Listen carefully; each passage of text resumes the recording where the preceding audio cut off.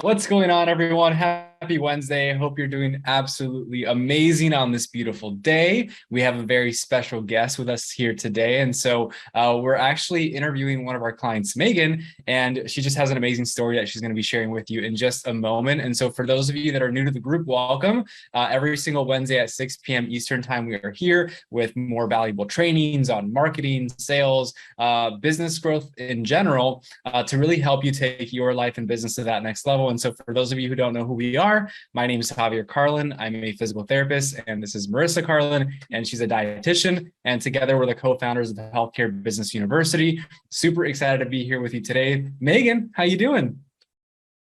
I'm doing well. How are you guys? Doing great. Doing great. Thank you so much for being here with us today. Super excited. Oh, thank you so much for having me. I'm incredibly excited as well. So Awesome. feel honored.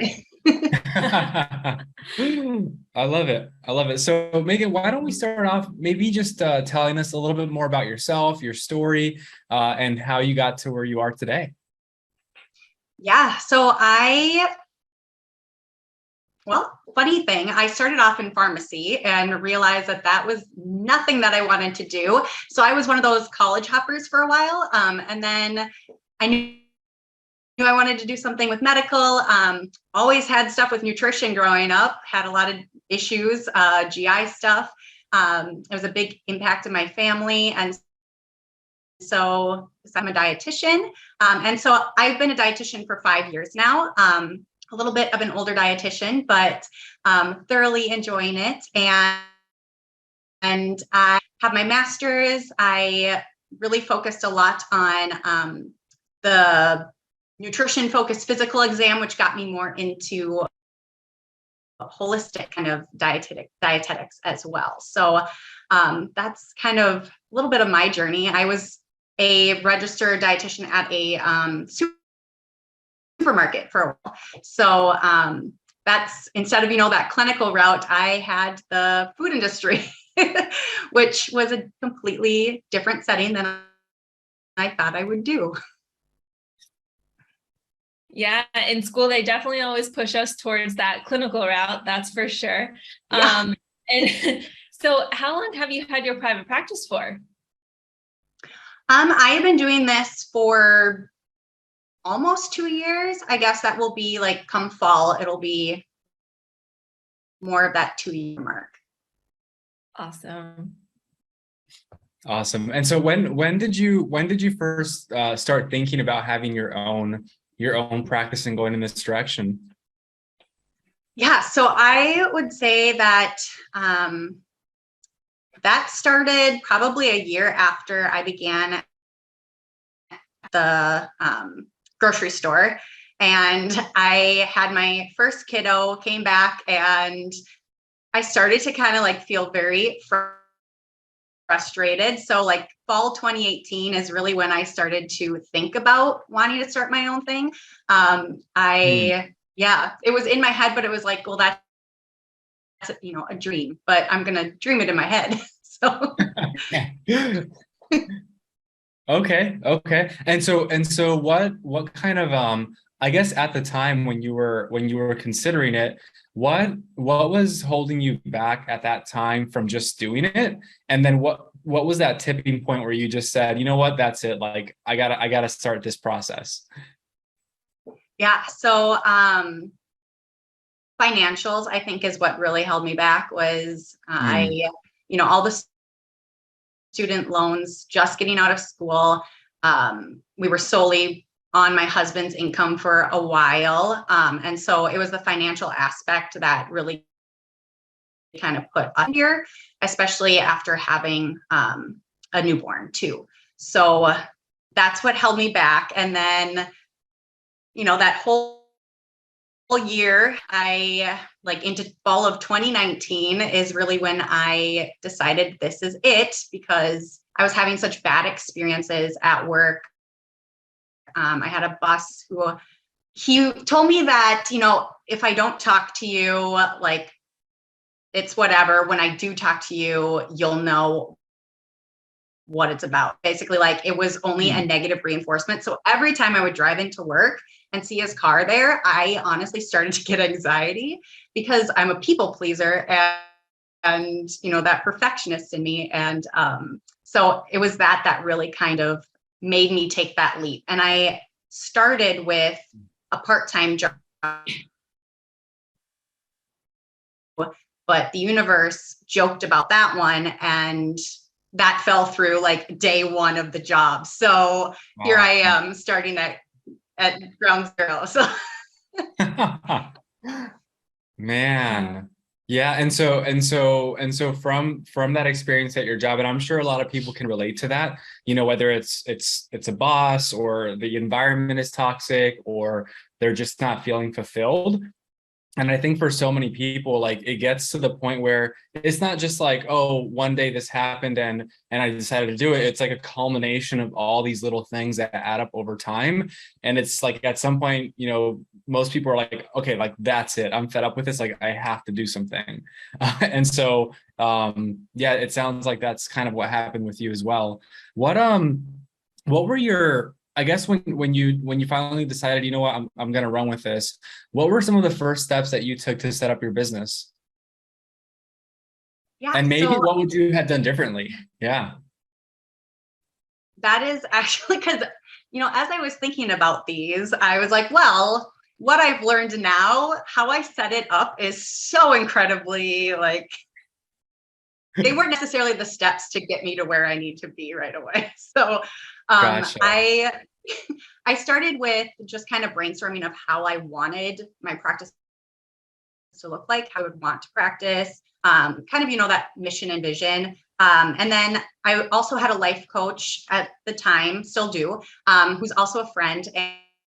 And we kind of brainstormed together. She helped me with the logo and the name, Foundational Journey. And so I got my LLC, and then I created a Facebook page, business page, and a website, did all of those things. And now going into it, I could have just started with my personal profile and built those things from there and gotten more clients.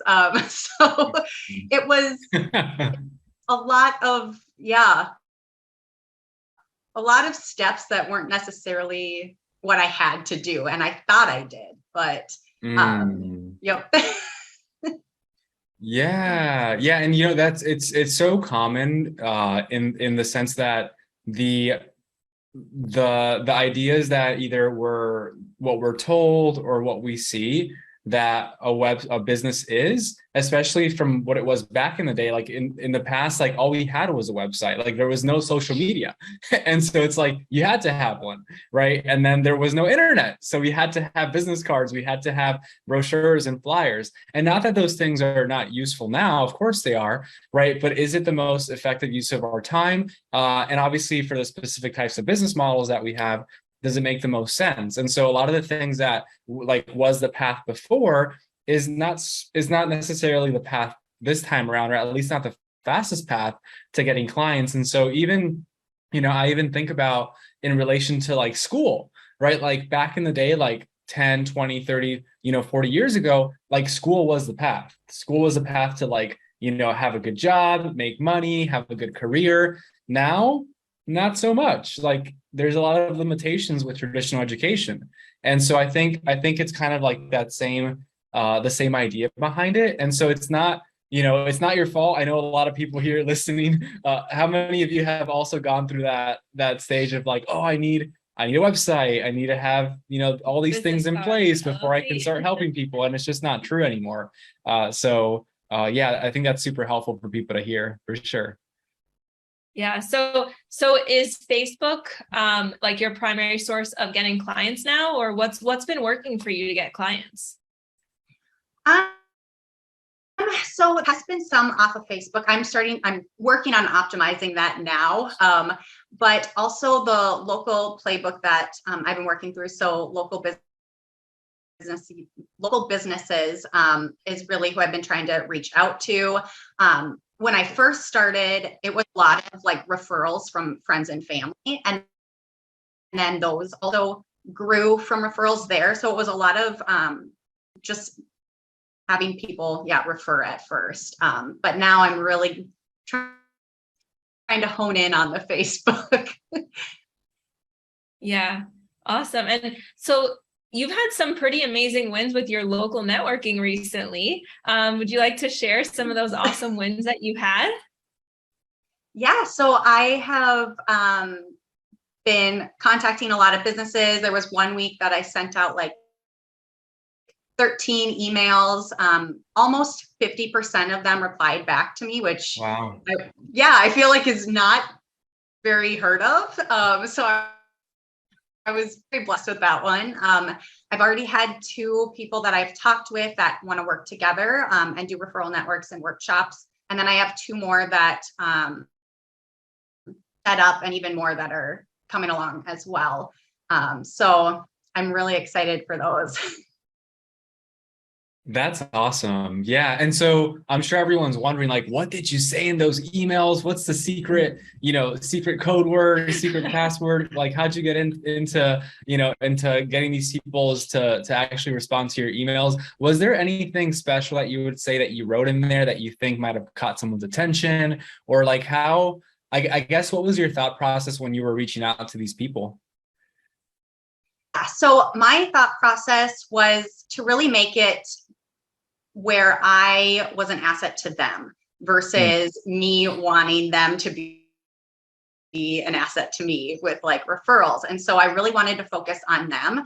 I described what I liked about their business, how I think we could connect, how it aligns with my values and everything like that. And then I gave different ideas of like, hey, I've worked with other people where I've helped write for their newsletter, or I've done previous workshops. And so here's just some ideas. So trying to give them ideas of like, oh, I never thought of that. Sure. Like that's kind of been, I think, what's helped. I love that. Definitely. Yeah, I think that's so important for everyone, because I know many times we go into any of these conversations. Sometimes what holds us back is thinking like we're asking for people to give us stuff and for favors. And so I think going in with the mindset that you described, the how can I provide value to them and show them how I can help them grow their business, or based on what their specific mission is, I think is so key, because then their ears start to perk up a little bit. It's like, oh, this person actually wants to help me. Like, cool, let's talk. Right. So I think that's brilliant. Great work with that. Yeah. Yeah. Congrats. Yeah. Yeah. I know.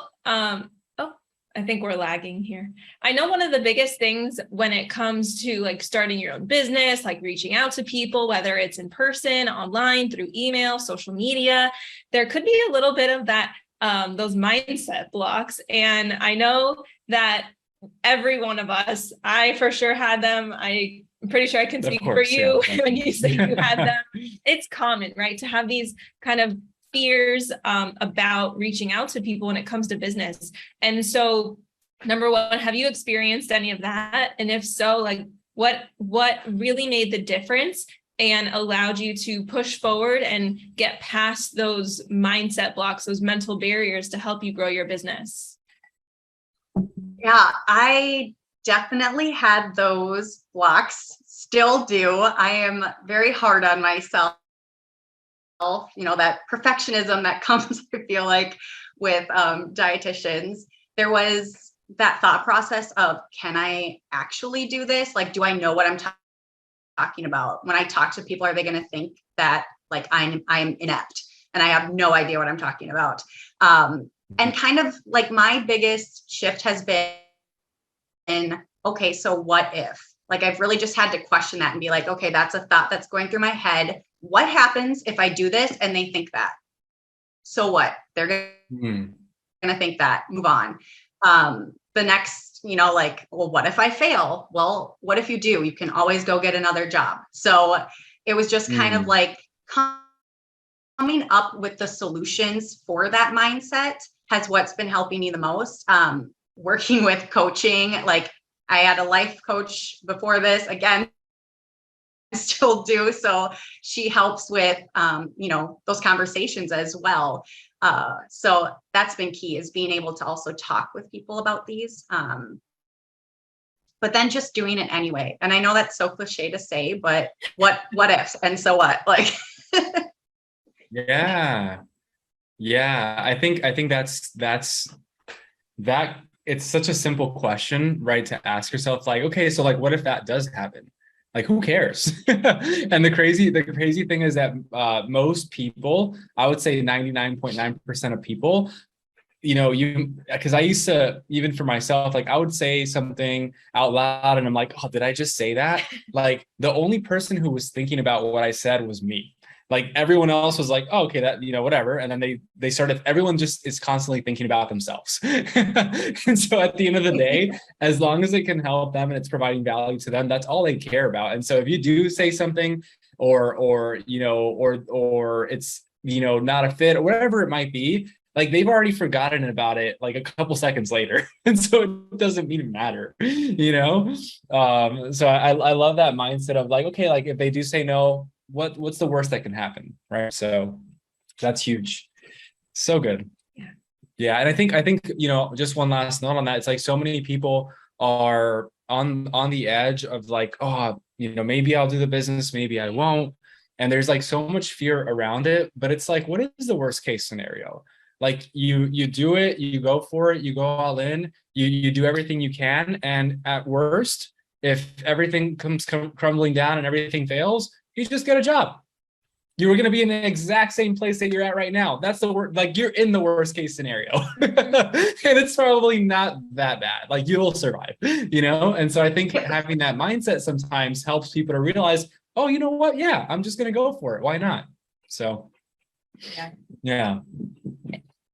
And it's amazing. Like we have definitely seen you specifically with those mindset shifts, right? In the beginning, just a couple of months ago, like you were like in a totally different mindset. And now like you're crushing it. You're reaching out to businesses. You're not afraid to put yourself out there, and you're getting such amazing responses, both online and in person, and just getting out there in your local community. So what are some other amazing wins that you've had just in these past couple months?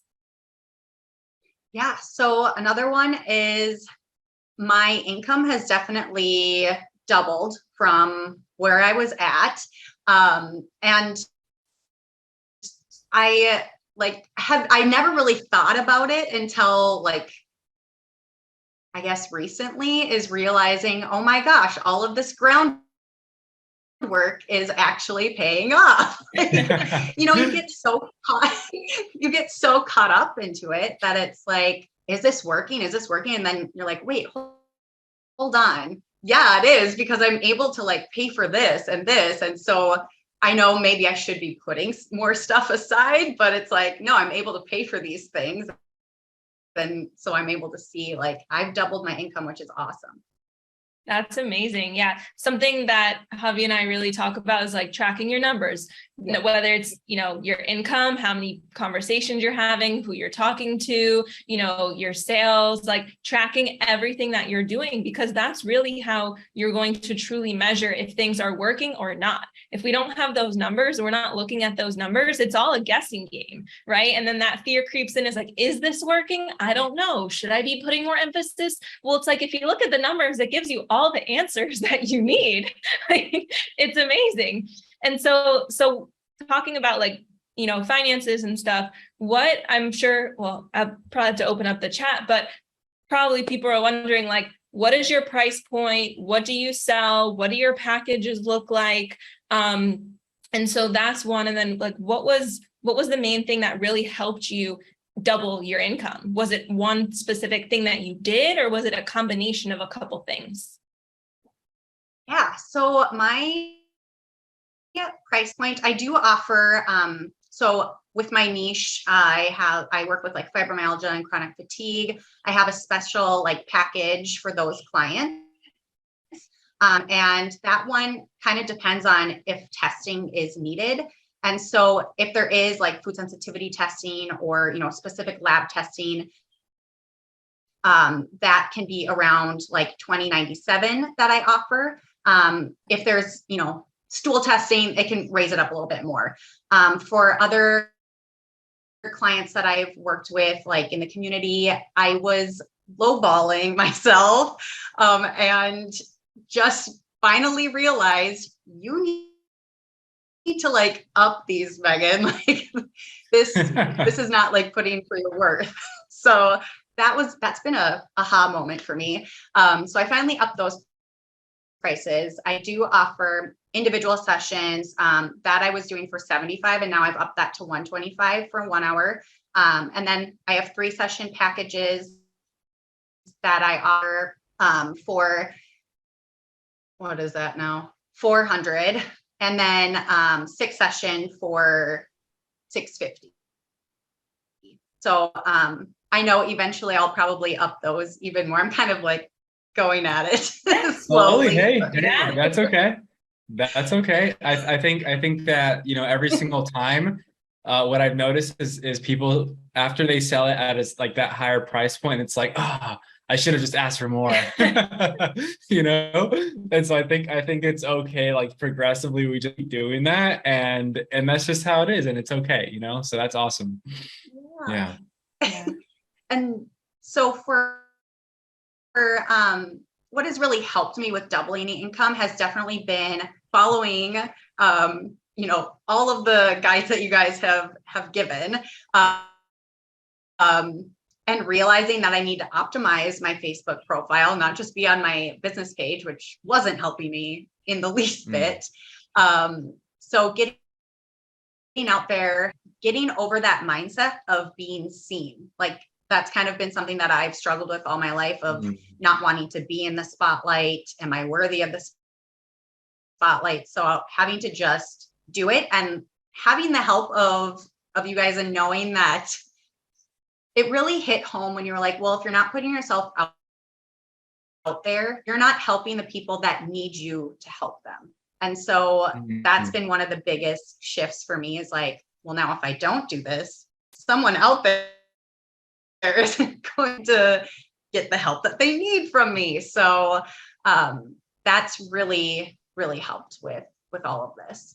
Yeah, that's so powerful. Yeah, thanks for sharing that. That's a huge mindset shift, because so many times, like, if I can definitely speak for myself, like if I don't want to go live on social media, like when I had my private practice, if I didn't want to make a post or anything like that, it's like I'm really just thinking about myself. I'm in my head saying, okay, Marissa, like, you don't want to do this. You don't feel comfortable. You know, you just want to hide behind the camera. You, me, right? I'm not thinking about the other people. I never thought about, well, if I don't do this, if I don't put myself out there on social media, if I don't make these phone calls, you know, if I don't connect with these businesses, if I don't go live in my Facebook group, what are the consequences? Well, all these people are not going to get my help. And all of these people who are searching on social media, looking for answers, aren't going to come across my stuff. And so what are they going to come across? Maybe they'll come across another dietitian, hopefully, but maybe they're going to come across just an influencer with no credentials, right? And that was something that really kept me going. It's like, no, I have to put myself out there, right? Especially as a registered dietitian, like, we have the knowledge, we have the expertise, and I need to do my part in putting myself out there if I really want to help people. So that was one big mindset shift that I had as well. Yeah, definitely huge. Awesome. Yeah. How has it been? You know, how has it been? How many clients are you currently working with at this point? I right now am up to 8, potentially 10. So I might be having 2 more hopping on. Awesome. How's it been working? I know you've obviously been, you know, doing the business thing for a couple of years now, and more recently you've started to see things pick up, which is awesome. How has it been working with clients on your own terms? Like, what does that feel like? It is absolutely wonderful. So I like can practice the way that I want to. I feel like I can take as long as I need to with clients. You know, there's not like that set time. I can work on stuff in between family time or like kids stuff. I have 2 little ones. And so it definitely gives me that flexibility of being able to spend time with my family. There's just a lot of freedom for sure.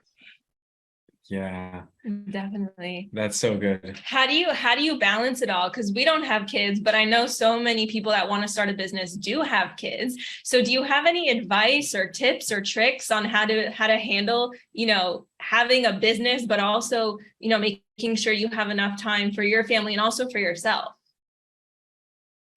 Yeah. So one of the biggest things that helped me right from the get-go was a time audit. And so it was like, okay, where am I spending my time when I'm not with my family? Am I actually optimizing it? And so using the time audit to just be like, okay, do I really have to watch an hour of Netflix before bed? No, I don't. I can watch like 20 minutes maybe, but like, where can I shave off on these areas that are really just kind of draining my time? Yeah, that's so good. And it's so interesting because I feel like a lot of people are like, oh, I'm busy, but it's like, cool, busy doing what? Because if you're not getting the results you want, you're busy doing stuff that's not getting you results. and so I think a lot of the times it's like we think we don't have the time, but then you start to look at, oh, wait a second, what did I actually do last night?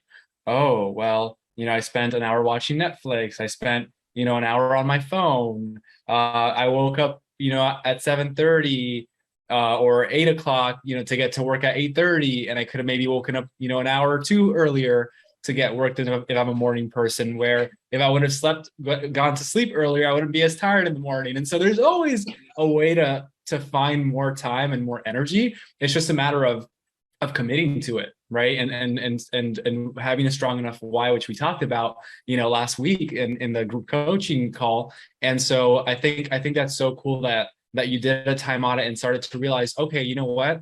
Because a lot of people, what they'll do, and it's just like, because we don't do that exercise that you did, is oh, I just don't have the time, so it's not going to happen. And it's like, really, let's just actually take a look at what you're actually doing, and you'll find the time. So that's really that's a great piece of advice for sure. Yeah. awesome. Cool. Do you have any other piece of advice that you want to share with dietitians or nutrition coaches who are maybe just getting started with their private practice, thinking about starting, maybe looking into starting? What, maybe speaking to your younger self, right, a couple of years back, what piece of advice would you give to them? Honestly, whatever you're thinking in your head is totally thoughts in your head. It's not necessarily your reality. So don't let those doubts hold you back. Go for it, because so what? Like, what if? What happens? Worst possible scenario. It's not going to kill you. So that is one of the biggest ones. Another one is, I honestly wish that I had coaching from the beginning to help build those foundations, because now I'm kind of going back and like, I do have foundations built, but it's like kind of having to restructure a little bit, which takes away from time.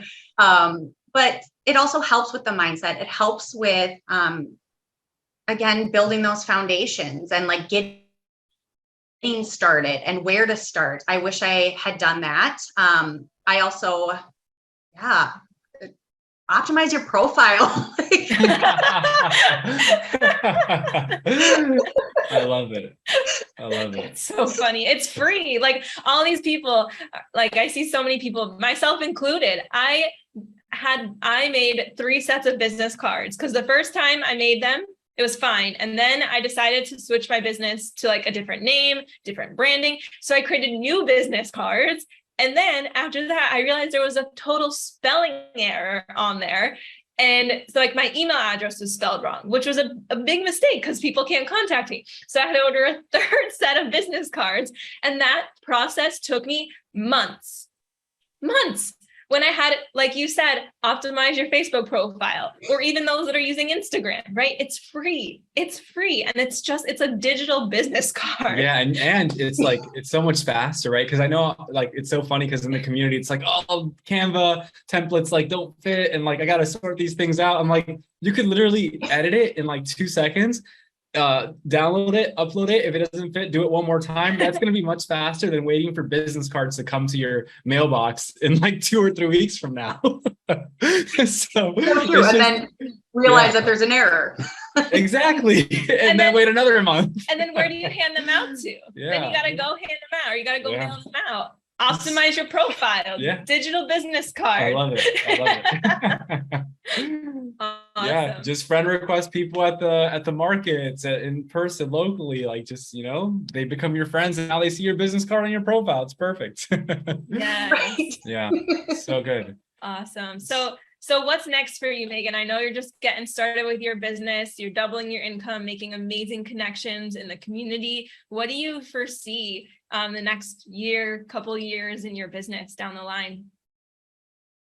I foresee me really starting to hone in on Facebook to gather more of that online community, growing my Facebook group as well, and gaining more clients from there. But I also really see myself starting a group program to try to optimize and help as many people as possible, and do more workshops around the community. I feel the momentum building, and like I feel, where you can just feel like things are coming, and there's going to be a boom. Like, so I feel it definitely.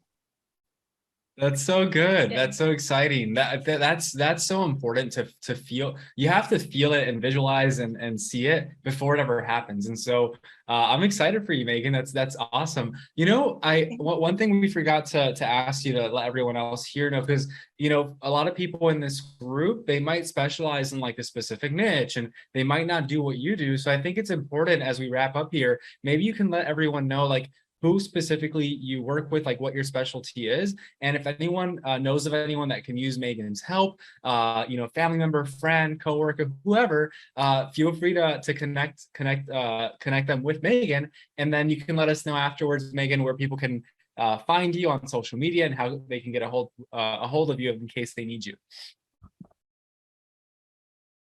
Yeah, so I specifically work with women who struggle with fibromyalgia and chronic fatigue, experiencing the extreme pain, that extreme fatigue where you can hardly get out of bed, a lot of the GI issues that come with it, and help them reduce their flares. And so using food as medicine is my biggest approach with that holistic nutrition. You can find me I am on Instagram at Foundational Journey, and I also am on Facebook. You can be, Meghan Rittmaster. You can find me under Foundational Journey, but I also have a group called Fibromyalgia / Chronic Fatigue, a holistic nutrition approach. Wait, hold on. A holistic nutrition support group for women. Woo! Awesome. And everyone, Meghan's also in this community here. And so if you ever want to ask her any questions or reach out to her, if you have a referral for her, you can definitely look her up here. And she's also tagged in the post around here. So feel free, if that's okay with you, Meghan, if they reach out to you. Totally.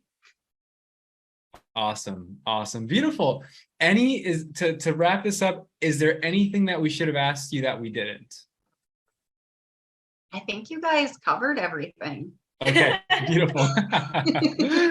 Awesome, Meghan. Well, this has been a blast. Thank you so much for jumping on with us. We're super honored to be, working with you and just seeing the progress that you've made so far.